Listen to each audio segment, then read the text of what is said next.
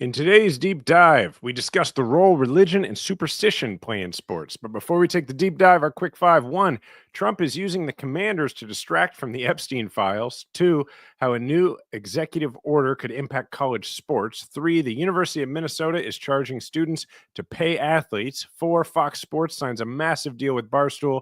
Five, WNBA players protest salaries at the All-Star game. I'm Jason Kander, and I'm joined by Ravi Gupta and Adisu Demisi. Welcome back to The Game Within, where we talk about the business and politics of sports and how each shapes what happens on the field.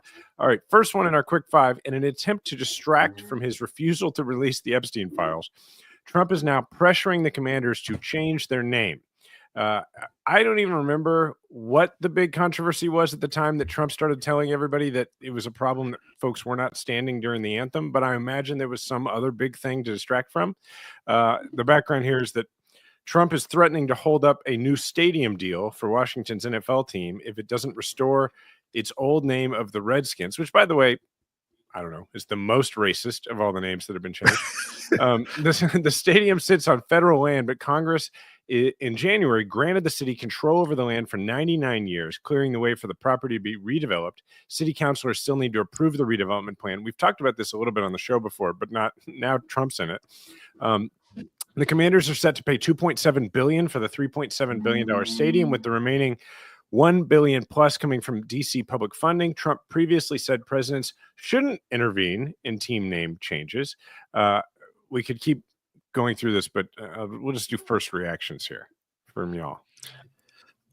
I'm wondering, like, we should go further. Like, Commanders, what about the Chiefs, Jason? Like, I feel like stop. That was so fast. We just started. Wow, I know. It took us 1 minute and 40 seconds to get into a Chiefs Bills thing. Congratulations. Not even about the Bills. Look, nothing. What do we have to say about us? Ours is either about a harmless animal or a guy with a mustache. Either way, nobody cares. But the Chiefs, I do think we should go further than this. I think it just reminds me that we have some business left to tend to in the fight for racial justice. All right, hold on. I'm going to put this back on where it's supposed to be now. So you're trying to derail us into Chiefs hating. Okay. What I think is interesting about this is this usually works for Trump.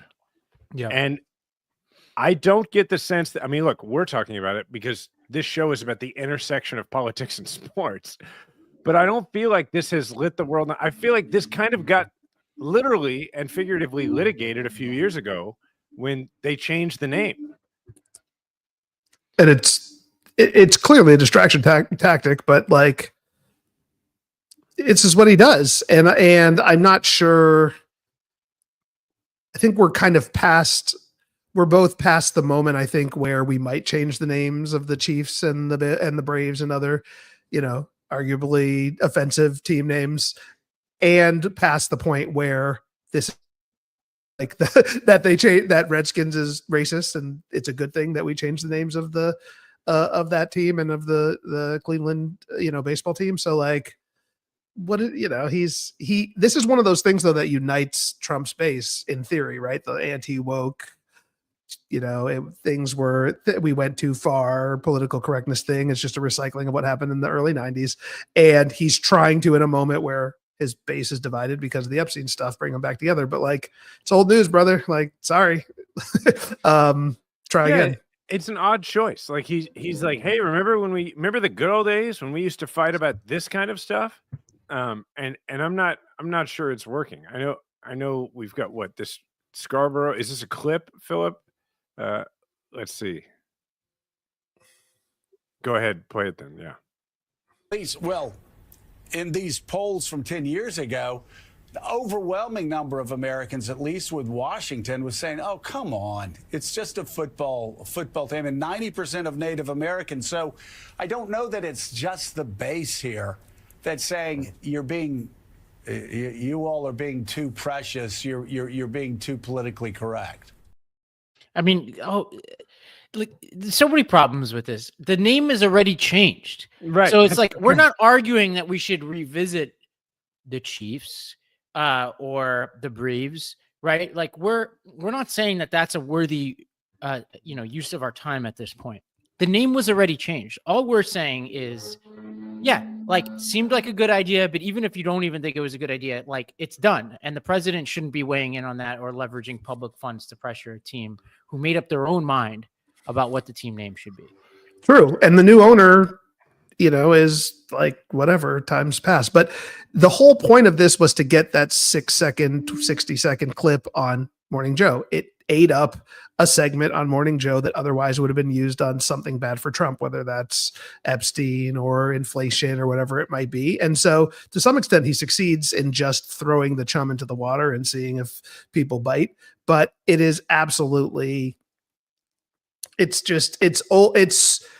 the team doesn't want it, the fans don't really care. He's trying to make an issue out of no issue. And it honestly is kind of showing that he has he's lost his fastball a little bit after a decade of, this is the kind of thing that would have probably caused an uproar in 2017 if we were here 8 years ago in term number one, both honestly from the media and from our side. But even our side now is like, oh, okay, bro, like, can we, you're doing your thing again, but like, can we get back to pick whatever issue, our side wants to debate? But it's a non-issue, and it's pretty obvious that what he's trying to do here. And honestly, the act is tired.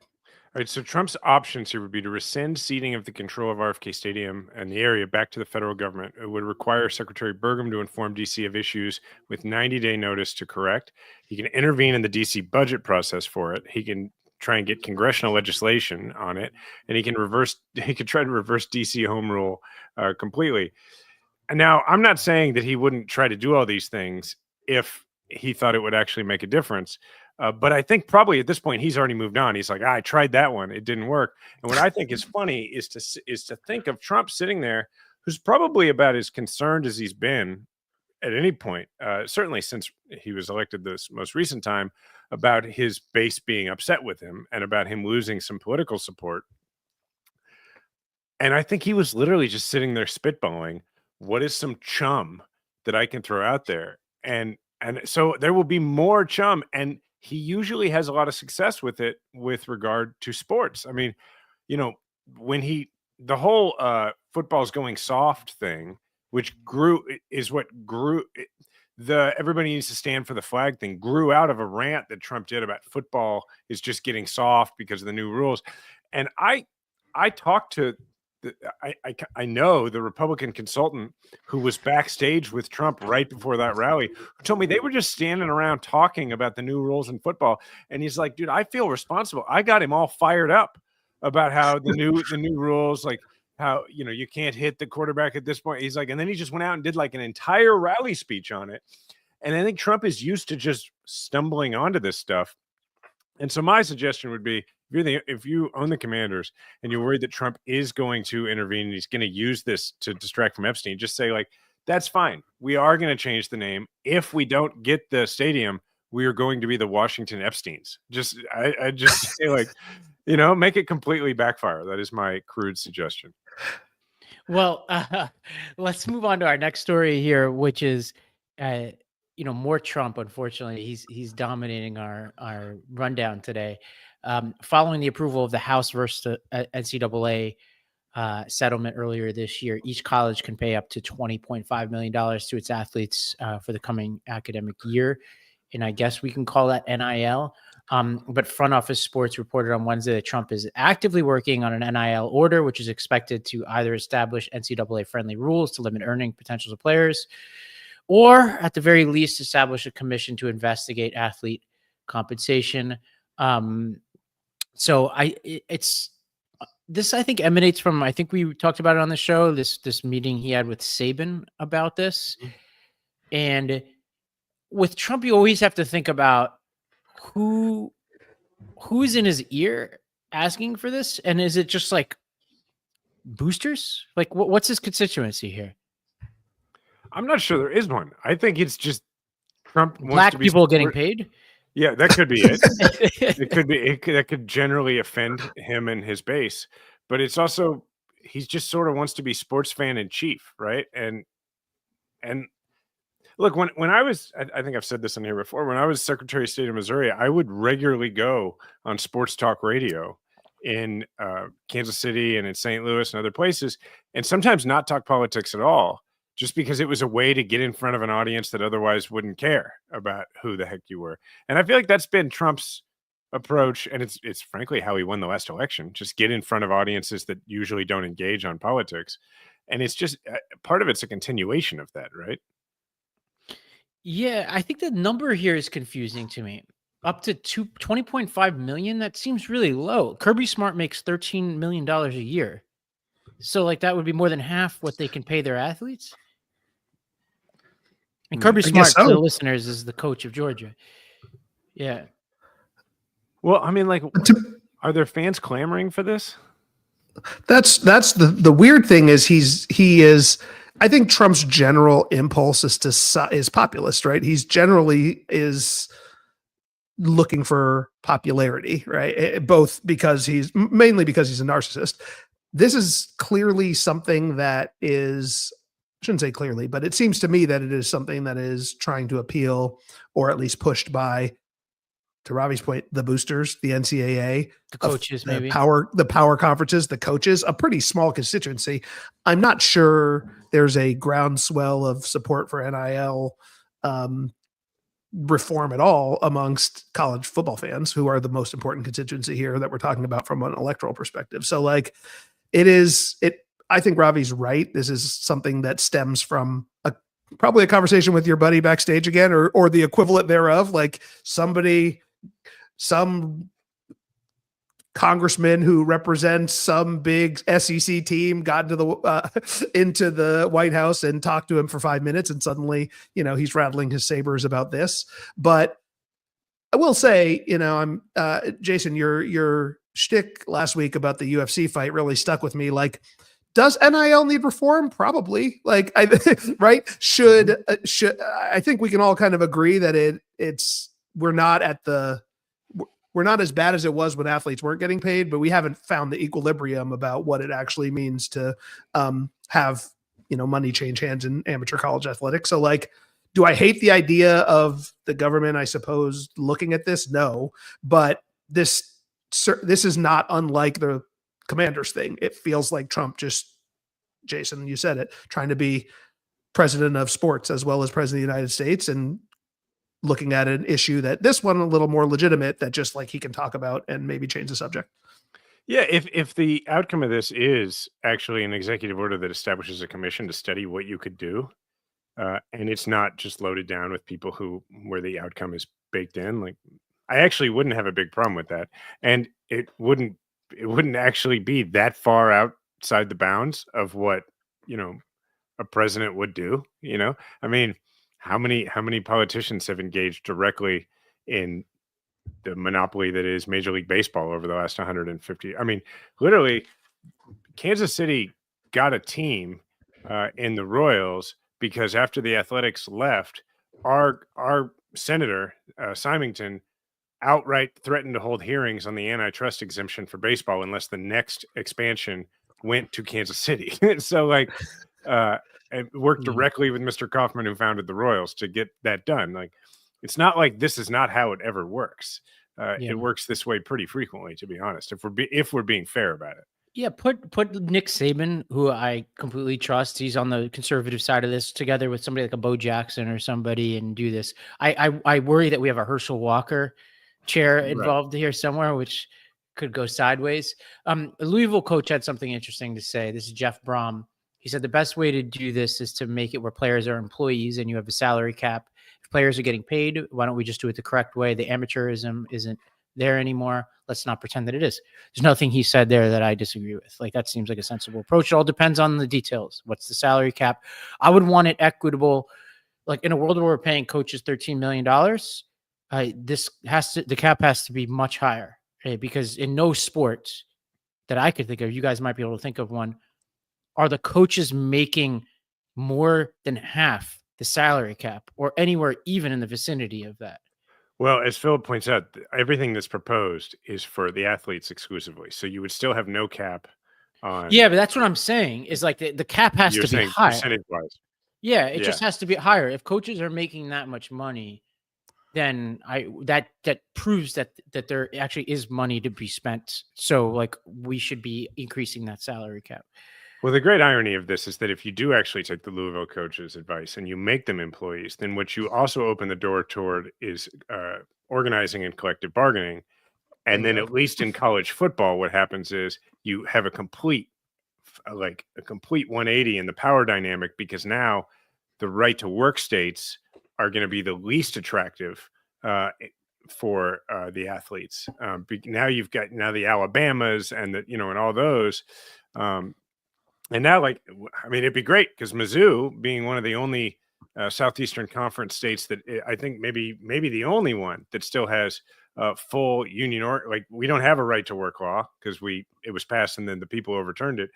All of a sudden, we're going to be the power school football wise.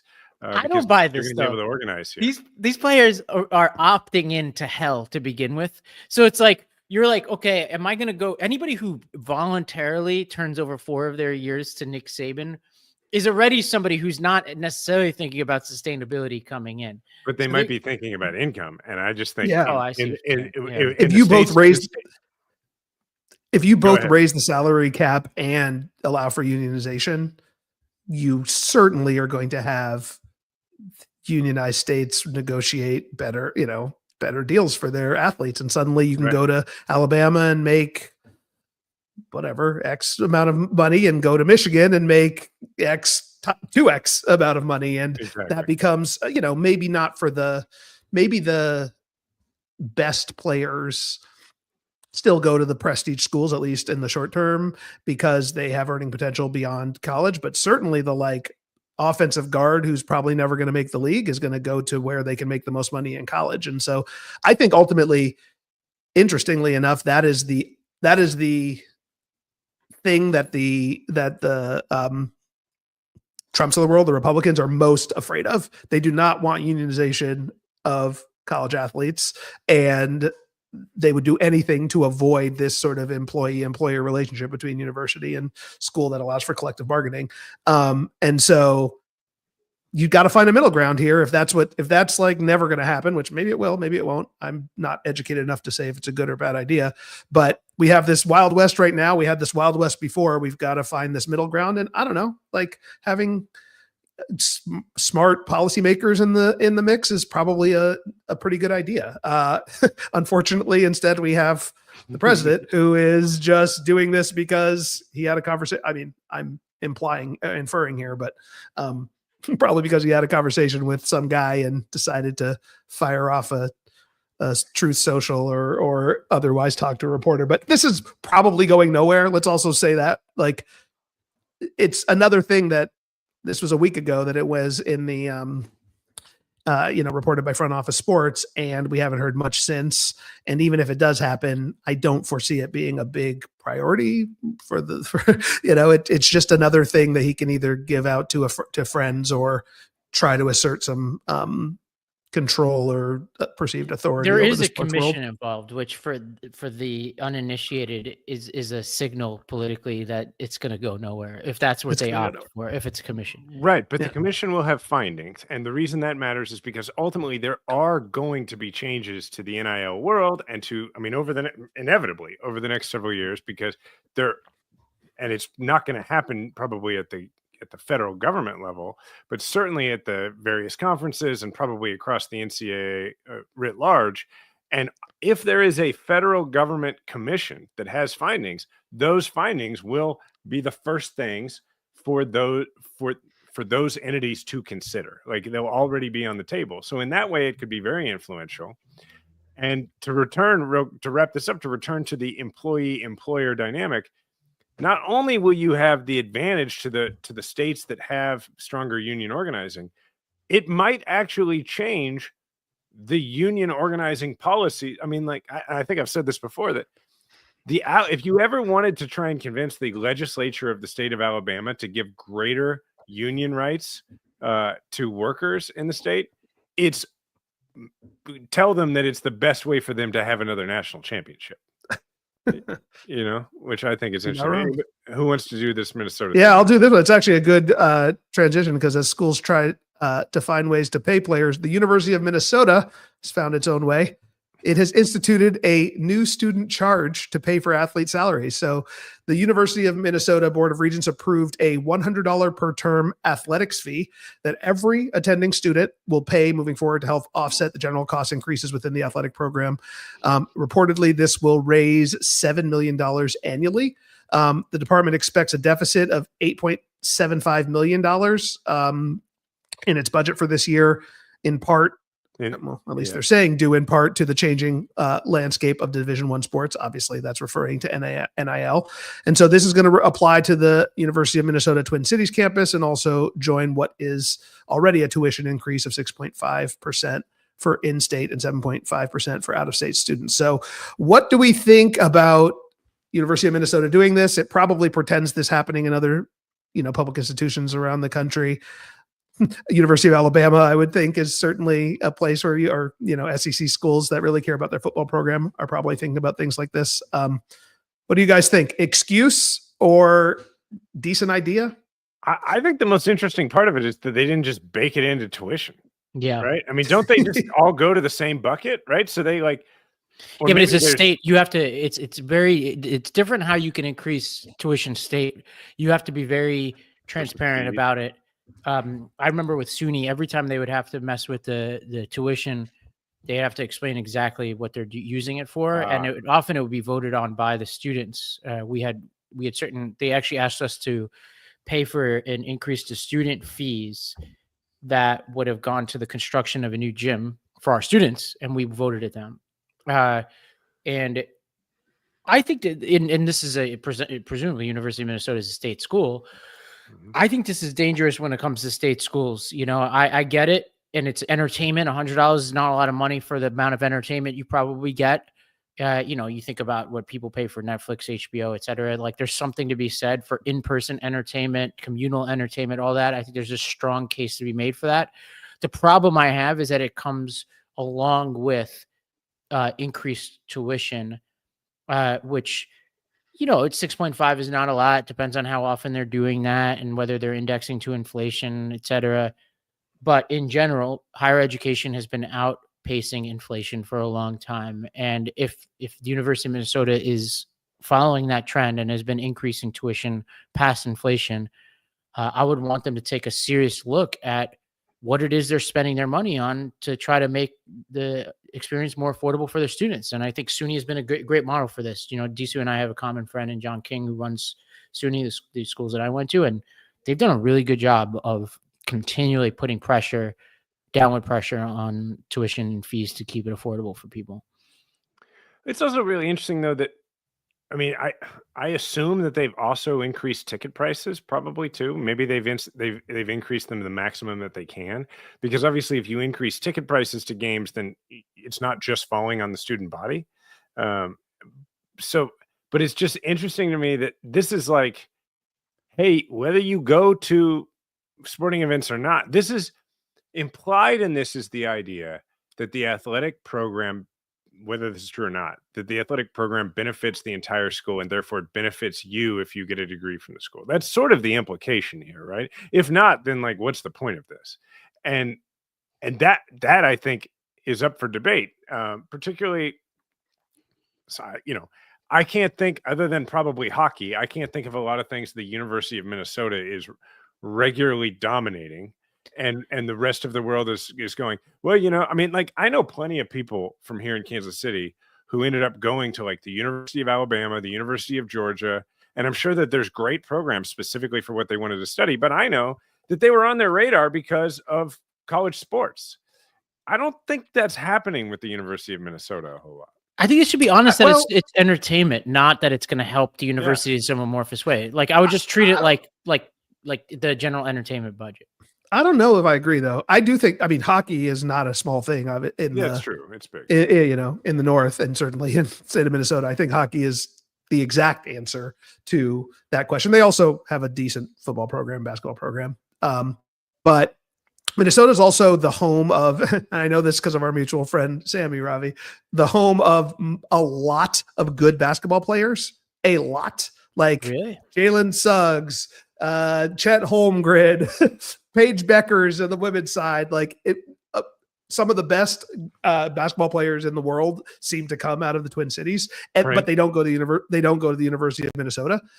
They end up going to UConn or whatever else. So this may be a way, at least they can argue this in public, to assert that they can competitively compete with the bigger programs. But I mean, I don't love it for all the reasons Ravi said. I also don't love it because it does feel like it creates an arms race, right? Why wouldn't the University of Alabama do this? And I would assume you would get even maybe it'd be $200 a student, and you probably would get even more acquiescence from there and then suddenly the way you're funding your athletics is not through it's basically through your student body. And to Jason's point, raising ticket prices just seems like maybe it would net you less because there are only 6 home games a year or whatever, but it would be a fairer way to do this, or spending tax dollars from the entire state as opposed to just the people who go to your institution. But I'm a little torn about the whole thing because it's like it's transparent, which I like.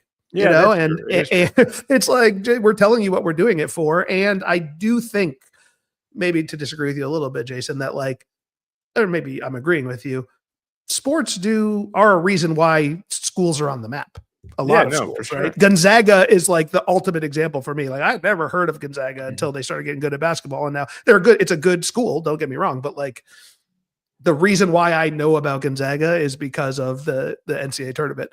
And so the value and attractiveness of a school does have something to do with its sports programs. Whether that justifies charging people for it I'm not quite sure yet. It's just the look of like, is it a matter at some point, these are sports programs with universities wrapped around them, as opposed to, but I do agree with you about the transparency. I also clearly great basketball players come from Minnesota because Prince is apparently a great basketball player, as we learned from Dave Chappelle and Charlie Murphy, and he's from Minnesota. So I think that's fair. And also must be because, it's an indoor sport and that place is awfully cold.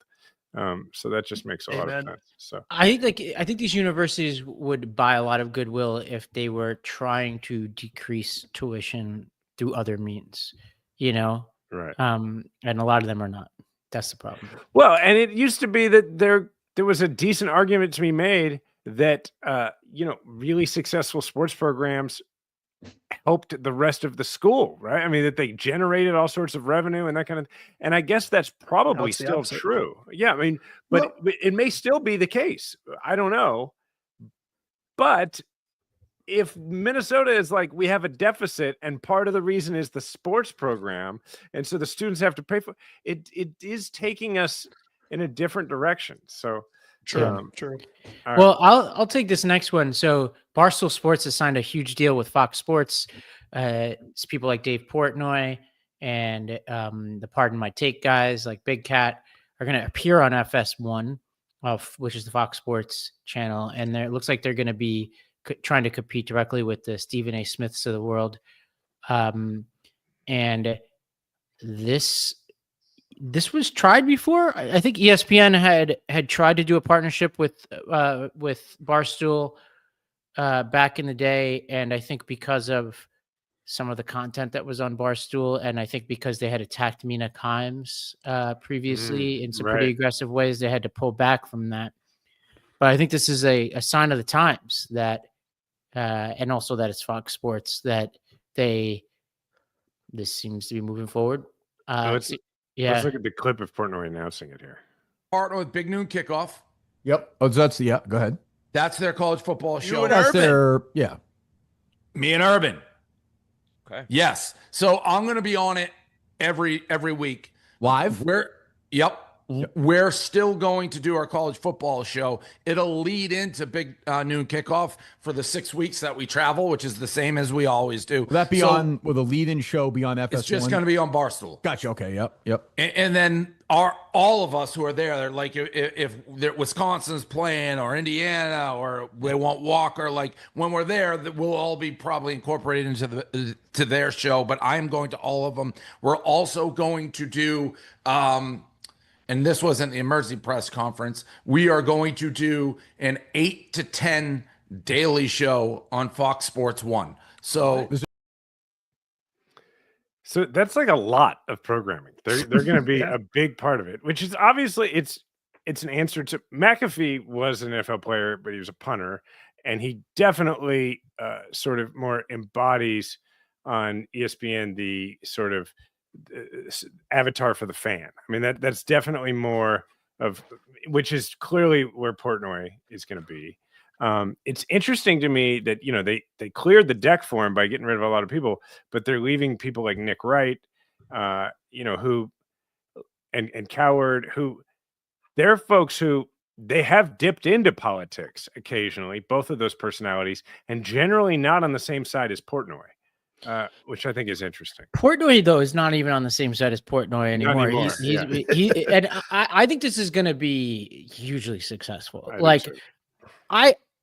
I watch probably more Portnoy videos that come across my Instagram than almost anybody else, because there isn't a casino element to him. You just have no idea what he's going to say.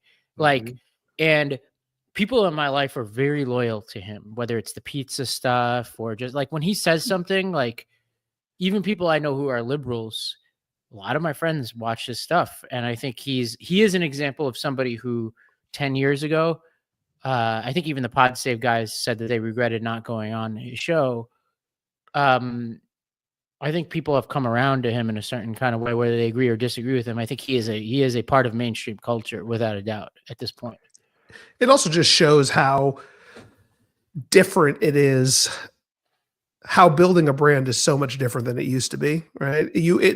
You would have had, even 5-10 years ago, this would have happened the opposite way. Someone would have gone on television. I mean, this happened for your friend Nick Wright. You'd go on TV first and then you'd get a podcast. And now it's like he built a podcast network and now he's going on TV. And in some ways it's like a demotion for him. Yes. Because Barstool is bigger than Fox Sports 1's morning show, I would assume. I don't have the stats in front of me, but so this is a big get, I think, for Fox Sports 1.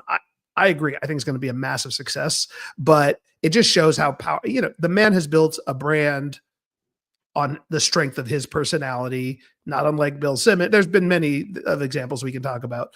And that is the way you get famous now, is building a brand on the strength of your personality. And these bigger brands and networks like the ESPNs, the Foxes, the ABC, CBSs, et cetera, have realized that the only way they can survive, honestly, is by co-opting those brands for their, those smaller brands for their bigger institutions. So good on him. I think it'll be fun. It'll be interesting. The political elements of it, obviously I agree with him and disagree with him sometimes, but like as a sports fan, it is fun to watch people who are more normal and opinionated and great personalities, not unlike Nick Wright, in totally different ways, talk about sports. I think it's also a real indicator, like a further indicator of how mainstream bro culture is right now, particularly in the sports world. A couple nights ago, Diana and I went to Shane Gillis did a show here in Kansas City, and they filled T-Mobile Arena. And we went, and it was interesting because looking around, we noticed a couple of things. One, we were very much in the minority in terms of like, if you just looked at the T-shirts and stuff, like probably 15% of the people in the crowd voted the way we voted in the last election. And I think Gillis might be one of them. Well, that's what's interesting is Yeah. listening to him. Now, I don't think Portnoy did, but listening to Gillis, you could sort of tell, like he would make a joke about Biden and everybody would like it. And then he'd make a joke about Trump and then they wouldn't like complain, but then you could tell that he was sensitive to knowing his crowd. And he would say things like, I know y'all like him. I know you like him, but and so that was interesting to watch. But the other thing was, the biggest thing we noticed is that looking around that place, which holds, it's 20,000 people in the arena. And there were, I don't know, maybe 20% of the crowd was women. And I'd say at least like 60% of the crowd was like young single dudes who were there in a group. And what was funny about that was like 50% of them looked like Shane Gillis. I mean, they just like it was like a type, man. and so, but then some of the stuff he was saying was the kind of stuff that if you went to that show and he said that 3-4 years, well, I mean, the evidence is he was saying the same kind of stuff and he didn't get to be on Saturday Night Live a few years ago. And then what happened is he got to host it. Now, in the same way, it's been so mainstreamed by Trump and by our politics that now, like, it's gone from is McAfee, somebody like McAfee, going to be able to make it on ESPN to FS1 saying we need our own McAfee, right?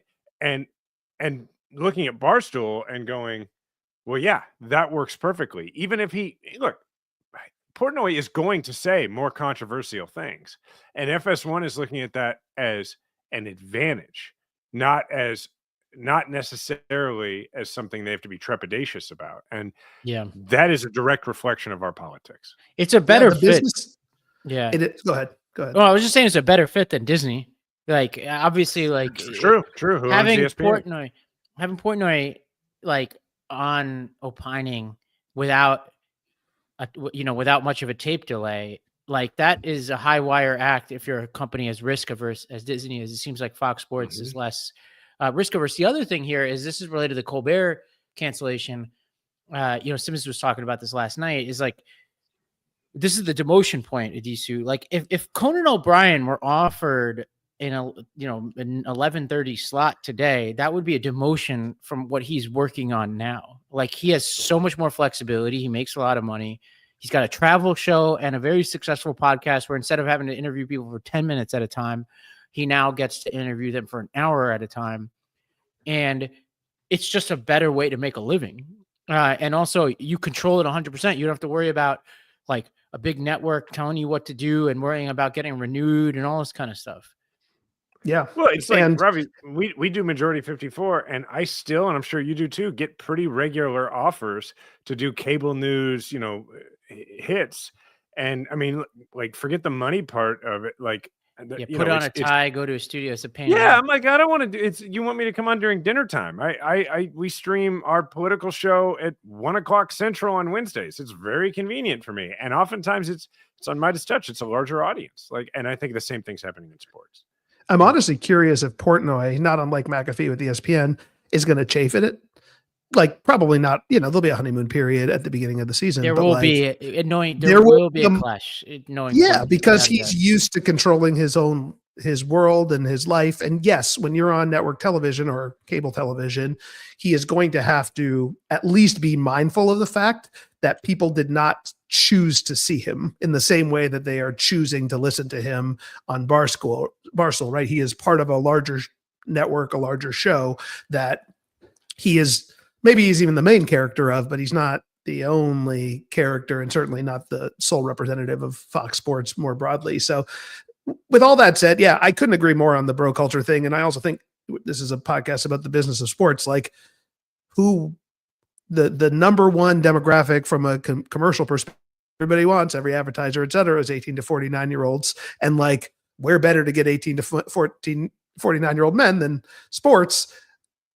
And 18 to 49-year-old men are exactly the people who have shifted right over the course of and certainly they're, more people are coming into that demographic every year that have shifted right. I think one of the stats I saw, 18-year-old men, if they were the only people who voted in the country last year, would have been, I think, as red as Wyoming. That's how, and that includes men of color, not just white men, right? Wow. So like 18-year-old men are extremely conservative these days, right? You even go up to 25-year-old men or 24-year-old men and you're getting bluer and bluer. And certainly once you get to our age, you might even, be closer to 50-50. But point is, Dave Portnoy, Shane Gillis, Pat McAfee are like the avatars for that generation right now. And it's good business, right? Even as it may be, politics, it's anathema to us. All right. Who wants number 5 here? I'll take number 5 as we make a pretty solid turn here to the WNBA, which feels, but the WNBA All-Star Game was this past weekend, and WNBA players used it to demand better salaries as CBA negotiations loom. We've talked about this a couple times on this podcast, that the WNBA Players Union opted out of its collective bargaining agreement. It's up at the end of this season. And before the start of the All-Star game, all players from both teams, so all All-Stars, wore "Pay Us What You Owe" t-shirts. There's a shot for the video viewers of Caitlin Clark wearing the shirt. The shirts come after the players in the league had a meeting earlier in the weekend and failed to reach a new collective bargaining agreement. Players opted out of the agreement last year, or it will be expiring in October. They're looking for a better revenue sharing model, increased salaries, improved benefits, and a softer salary cap. And it appears that they have the fans, at least the ones who are in the arena in Indianapolis, on their side. We have a clip from the game on Saturday.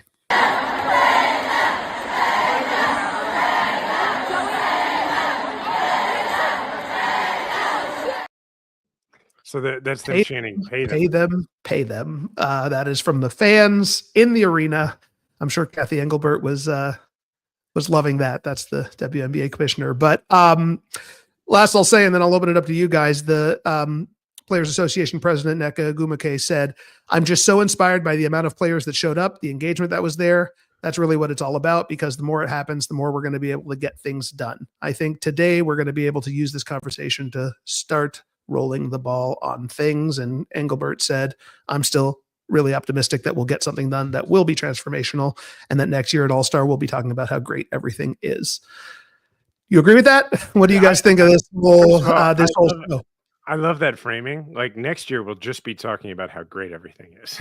Like, that's super optimistic, man. I mean, or we'll be in month 8 of a work stoppage, but right. That's the subtext. But I just what like do you guys that think? you could take that and just you could like make that like your crisis response for literally anything and anywhere. But this time next year, we'll be talking about how great everything is. Like, it doesn't matter. You could be like a Secretary of Defense. It doesn't anyway. So that's a good learning one. It goes back to one of the biggest problems that the WNBA has is in its conception, right? Which is that half of the revenue goes back to the NBA. And it never foresaw the WNBA really growing to become its own autonomous thing with its own nobody, when they formed it, they never thought like, well, this will just stand on its own one day. They clearly never believed that. And now I don't know how you work your way out of that. I hope you can. The discourse has been pretty robust online about this. I logged into Twitter just to take a look at what people were saying about it. And a lot of the sort of right-leaning people I see on Twitter are making the arguments you'd imagine, which is like there's this clip, actually a game I watched last year. They played like this 15-second clip of the Liberty playing, I think, Minnesota or Vegas in the playoffs last year. And it's just like a bad sequence, like a bunch of missed shots and stuff like that. And I have to tell you, I went to a lot of those games. I talked about it on this podcast. Those games were thrilling. They were amazing. And the aforementioned Dave Portnoy said a version of what I said a couple weeks ago, which is he said, look, I'm not saying pay them because they're women. I'm saying pay them because this product is great and it's growing. Like the league is killing it. And we went through the economics a little while ago, and a lot of people, there's this simple talking point online, which is that the league has been losing money. Like, oh, how, like I'm seeing all these things like, imagine the gall of asking for a raise when you're losing money. And I'm like, actually, yeah, we have lots of examples of that. It's called startups everywhere. When Amazon was losing money for 20 years, and they were still paying out huge salaries to their people. Same was true of Netflix. Same is true of a lot of these companies, right? These companies lose money on purpose as they grow. And in this situation, as we established last time, new TV rights, $2.2 billion deal coming. They can pay their people out moving forward, but they may not want to. They may want to continue to leverage and to take out debt to grow the league and to continue to invest more and more in the product because it's growing every single year. Its ratings are growing, and so you might want to ride that. I think there's a fear. There's a fear amongst the owners, and I'm definitely on the player side on this one. I don't know if a 51-49 or whatever the revenue BRI split is in the NBA is exactly what the WNBA player should get, but they should certainly get more. But if I'm taking the owner's side here, I think there are two things. One is, yes, they've been losing money for a long time. I think you totally debunked that, but I get the point that the league has consistently lost money, so they don't want to go straight from a loser to a 50-50 split. Disagree, fine. But I think the other thing is they feel like the growth is on a knife's edge. They are one Caitlin Clark Achilles tear away from maybe being back where they started. And again, I'm making the argument. I'm not to knock it down and for you guys to knock it down. And so I think there is a belief on the part of a lot of the owners. I don't know if it's shared by Adam Silver and Kathy Engelbert, that like this is a flash in the pan and not real. That said, they just signed the $2.2 billion deal. They're going to have this money coming in no matter what. And if there was ever a time to invest in the players and honestly give the players what they deserve, which is Caitlin Clark makes $78,000 a year. Like, what are we doing here? It would be now. This is a classic management union dispute. I mean, this should be taught in business school and, classrooms. It is classic. The owners want to keep more of what they've invested to grow, and the players want to keep more of get more of what they are creating at the same time, the value they're creating. And ultimately, I hope we end up in a place where they get a significantly larger piece of the pie than what they're getting right now, which is 2%, if I'm not mistaken, of the revenue. It's insane. So, where we end up between 2 and 50 is kind of what the next few months are about, and maybe what we'll have a work stoppage about. But at some point, the conversation about this has to shift back to a burden on the NBA itself, because you have a pre-existing structure where half of the revenue just go, if you're from the now a lot of these teams are owned by connections to the NBA anyway, but if you're not an NBA affiliated owner, for instance, 50% of revenue just goes away. It just goes to the NBA, right? I mean, and as long as that's the case, and we're not talking about that as part of the problem, then the NBA, the league itself, is getting off the hook for free when, and look, I'm not saying that the owners in the WNBA shouldn't be under pressure to pay more to the players, but the NBA owners and that league should also be under pressure to, reach some sort of agreement that gradually takes these shackles off of the WNBA. And if they don't, at some point, you are going to run into the problem of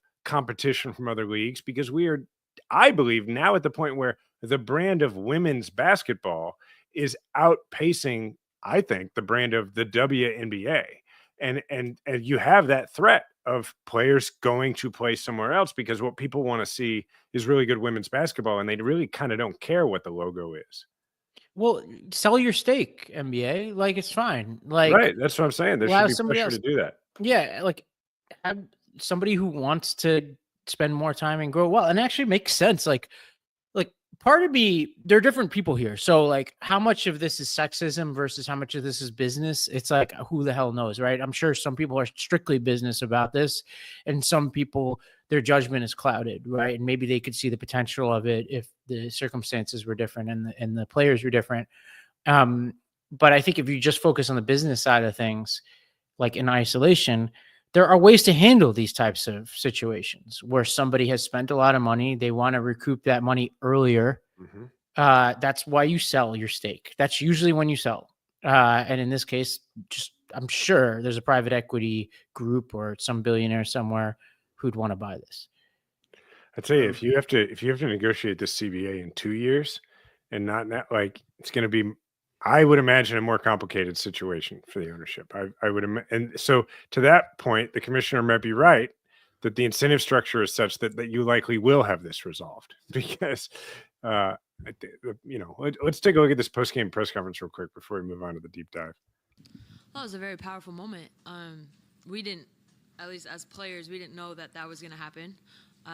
So I think it was kind of like a genuine surprise, but the t-shirt, just united front, was determined this morning, that we had a meeting for, and not to tattletale, but 0 members of Team Clark were very present for that. But no, we were just we had a very That really needed to be mentioned. I'm trying to make a situation light, okay? But yeah, no, I think it was just all of us getting on the same page for the game. We wanted to do something that was just united and collective, and I thought that it was a very powerful moment and got the point across. And you know, sometimes you don't have to say anything. Kelsey Plum, she's right. Yeah. Go ahead. Well, I mean, clearly there's these internal rivalries, but at the end of the day, they all did the same thing. Yeah. And I mean, collective action, the women's basketball players are very good at collective action. And I would give a shout out to, I know one agent for Wasserman, a good friend of mine, who is probably, she represents Nneka Egumike, the president of the union, and I'm guessing was one of the engines behind all of this, but like they know how to do politics. Remember back in the pandemic when they endorsed the players at the Atlanta Dream endorsed Warnock, which was one of, I think, the catalyzing moments behind the Warnock candidacy. This is, you know, against what's her name? I've already forgot her name. Kelly something. Who? Yeah, Senator Kelly something. Leffler, who was one of the Yeah. owners of the Dream. Exactly. Plain black T-shirts with white. Simple. text. But I say that mainly to say the collective action is powerful, right? And if you can get the whatever that was, 30 best, 24 best women's basketball players on earth to take a collective action on behalf of their union, like that's not nothing. That takes some juice. I'm not sure you can get the NBA players or any other union players to do something like that. So Good on Kelsey, good on them. Well, let's get into our deep dive here. We're going to tackle the weighty question of whether believing in God makes you better at sports. And the genesis behind this is this documentary about Ayrton Senna. Have any of you watched this yet? No, I've not had a chance. Huh? So I tried last night and I passed out, but yeah. So this is, by a lot of people's accounts, one of the great sports documentaries ever. It's a little bit in the Hoop Dreams variety where the footage really, like, they let it kind of breathe, and there's like way less commentary than there is just like extended riffs, and it really covers this period of time in the 1980s through the early 90s when this Brazilian F1 driver was ascendant, and he won 2 F1 championships or 3 F1 championships, and wound up dying in a very both mysterious but terrible circumstance, in which he died in the same weekend that another driver died the day before, and then there was another near fatal crash all in the same weekend. And actually that weekend led the F1 to change a lot of their safety practices. And actually, from what I understand, there hasn't been a death since. But on track. And what was interesting about this documentary is that I think the theme of the documentary is really faith, and how in this dangerous sport, like back then it was a level of danger that people can't even fathom today. Like, this guy was, by all accounts, the biggest risk taker the sport had probably ever seen. And he was pretty clear about why. And here's just a little clip of him talking about this. This is Spanish with subtitles. And so I'll try to read these subtitles as we go here. Muitas forças que Many agem forces that act umas contra as against outras, each other, mas a única que but the only one prevalece é a de that Deus. prevails is that of God. Eu sou de Deus e eu acredito em I am Deus, of por God, I isso believe Ele in está God. acima de tudo He is isso. above all of this. E seja qual for a natureza de qualquer que seja a força, a favor ou contra, Therefore, o against que vale para mim é a fé que eu tenho em matters Deus. to me is the faith I have in God. And he had this rivalry with this guy, Alan Prost, who they called the professor, and they were on the same team for a while, which I think you guys know this now, are kind of rivals when you're on the same team together. And Prost would give these interviews where he'd be like, it's unsafe to be out there with a guy who just legitimately thinks God is going to keep him safe, and he's doing things on the track that nobody should be doing. So there's that question. And then there's the other question, which is just that belief helpful? Because it makes you a little less in your own head about things. And you're like, well, I'm going to do the best I can, and God will do what he can. Small questions here on the Game Within. Go ahead, No, Jason. I'm Let me throw a perspective at you that maybe doesn't necessarily intuitively fit this. I will tell you, fundamentally, yes. And I will tell you from the perspective of somebody who served in a war against the Taliban and Al Qaeda, that that when your adversaries believe that they are protected by God, and that in the event that that they do not prevail, that it's still going to be fine thanks to God, and believe it at a level that, I mean, you may believe it yourself, but there's that great line in that movie. I think it's The Siege, the Annette Bening line, where she says, like, you all think money is power, belief is power, and it is true. Like, particularly in a sport as like F1, like if you fundamentally believe that, it takes a lot of stuff off the table for you to worry about, and it probably allows you to focus a great deal more on your craft because you're not thinking about those things. I mean, in the same way that if you don't have fear in the same way that other people do, you are equipped to do things. I can't. What's the name of the guy who, solo from that Free solo documentary? I mean, like they talked about how his brain didn't regulate fear in the same way, and that's why he's able to focus on where to put his handhold as he climbs the mountain. So yeah, I think it makes a huge difference. I agree. Fear is ultimately, there are two things I think that get in the way of success in sports. One is talent. Obviously, you have to have some modicum of talent to get to where you are. But the other is fear. It's the fear of failure. It's the fear of embarrassment. It's the fear of, you name it. It's the fear of dying, I suppose, in sports like solo rock climbing and F1. And if you can overcome that through sheer faith, it's got to be helpful. I think in those sports, obviously, Senna dying on track when he was whatever he was in his, relatively early in his career, it can be dangerous. It can be dangerous in any number of sports. Probably, I think of combat sports, right, where you think you might be protected, but like you're not protected from that fist or that knee coming in to your face, and you might, be more willing to put yourself in serious harm's way, not unlike Senna. But in non-contact, non-death-defying sports, like to not have that switch turn on, not unlike the guy climbing without harnesses, like it's got to be helpful. It's got to be a little bit scary for both your teammates and your opponents, but it's got to be a little bit helpful that, look, if I fail, it's just a prelude to success.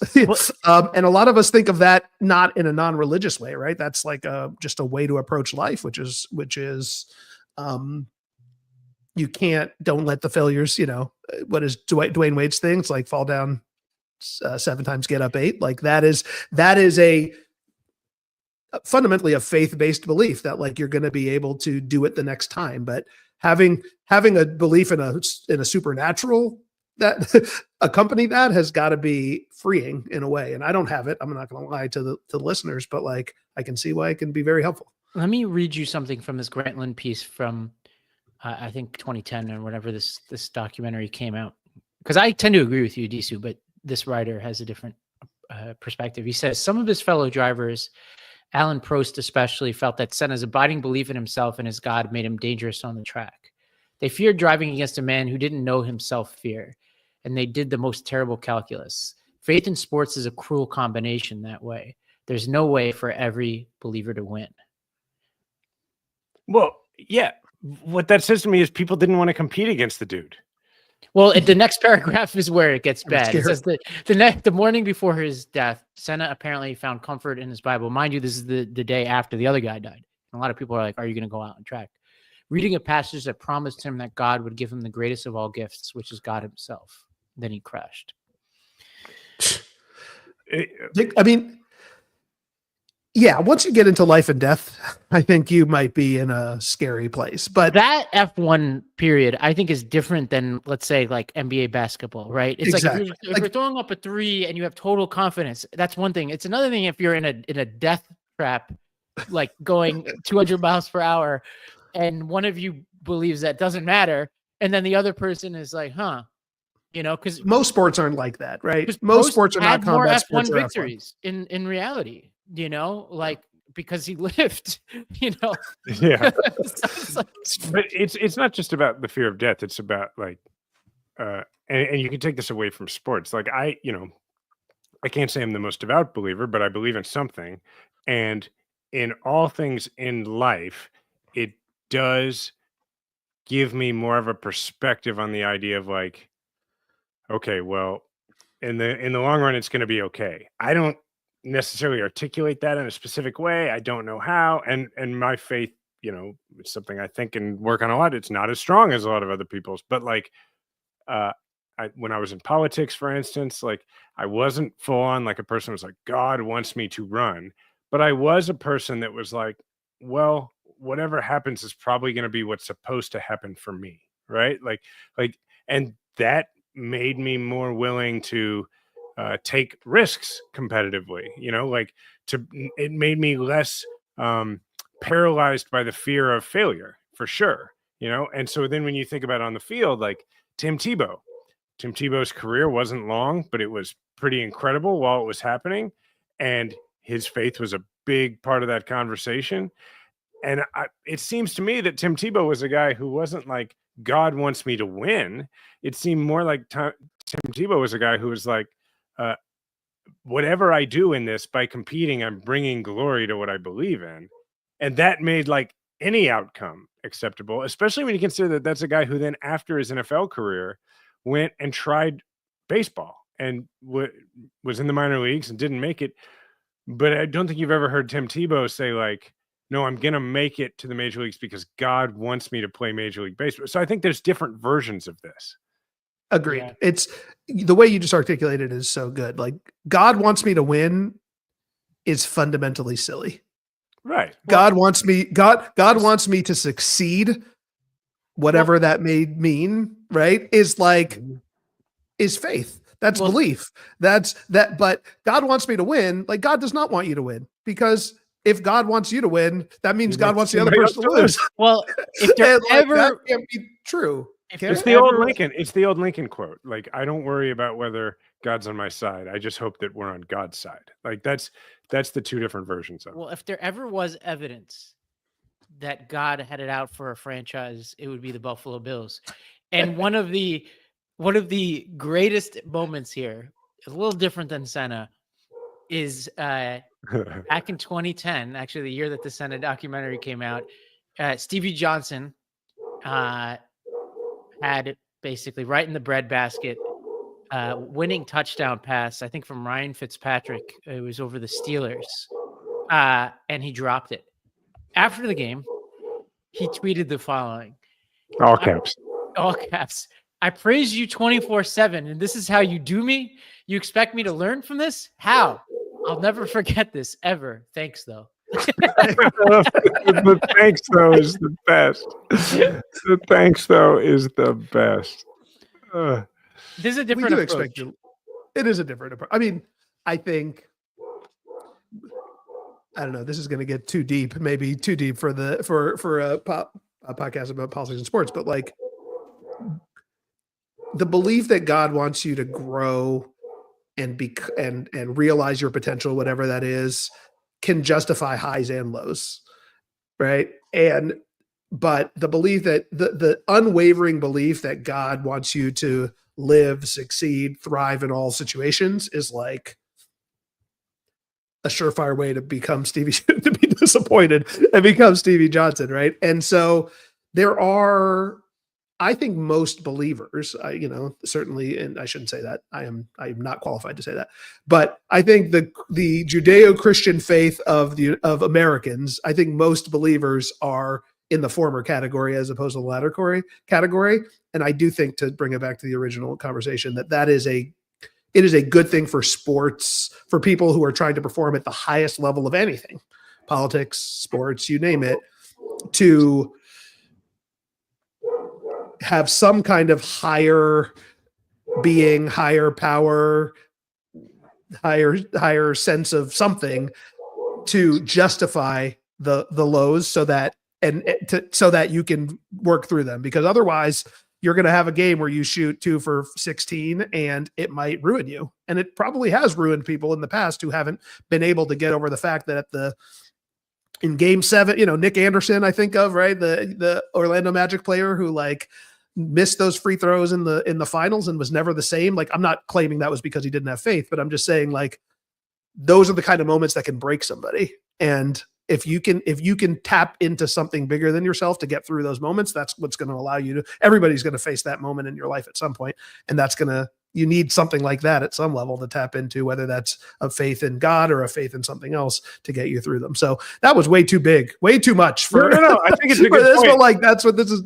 That's I guess that's what we're talking about here. I think the point of it is that to participate in competition is to have faith in something, and often more than a single thing, right? So, like, it doesn't matter what level of sports you're at, or what level of, it could be something competitive that's not sports. Like, you have some sort of faith in either your ability or your training or the two together, or something, right? In order to go out there and do whatever it is you do. And if you layer onto that a faith in something bigger than yourself, I do think it is going to enhance your abilities, because so much of sports and so much of performance, and literally anything from acting to debating to athletics, has to do with confidence. And if you have faith, you have more confidence, and that is very powerful. Yeah, that's a good place to end it.